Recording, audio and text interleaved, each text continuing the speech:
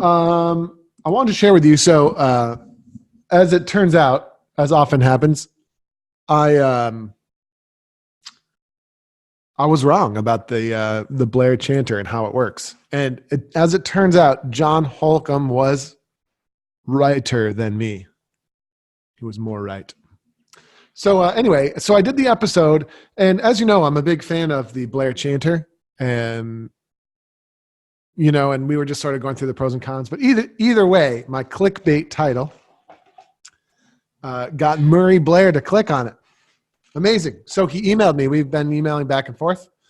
We've known each other for a long time, actually. We worked on the SFU Pipe Band On Home Ground album. Kind of together. I just kind of shadowed Terry Lee when we were doing it, as far as like working with Murray on getting the mix right. And I just, it was something I was really interested in. So I got to know Murray quite a bit then. Anyway, he emailed me.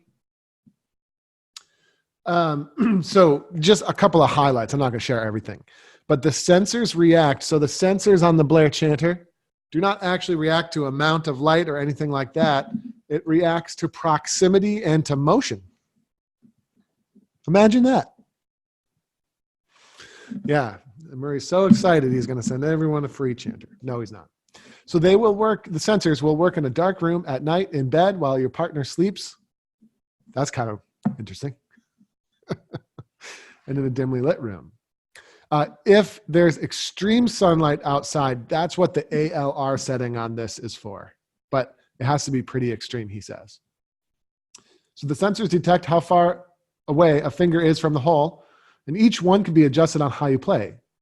Light or heavy fingered, the physical type of fingers, thin or thick, and most importantly, how the sensor sees your skin. That's really I found that really interesting. So if you have dry skin versus shiny versus soft, like mine theoretically, probably as far as the sensor is concerned, is shiny. Like I have very oily hands. It's also why my pipes get so, like the silver gets so tarnished on them.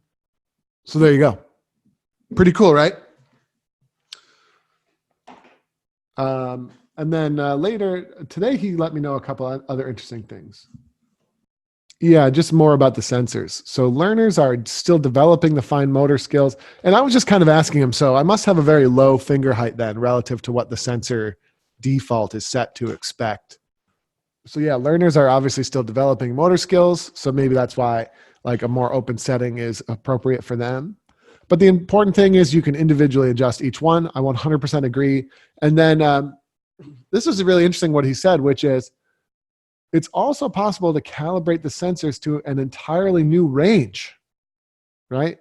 So I think what he's suggesting is they can go in there and actually tweak the software. So it's like, outside of what your normal options are, if none of the existing values suit the player because maybe they have a skin condition, they play with a prosthesis, have some sort of disease or something. And so they can actually give you like a patch for your software, which is really awesome. Yeah, it's very cool. So anyway, I just wanted to issue an update to that. Thanks to Murray for getting back to me. And again, pipersdojo.com, anyone.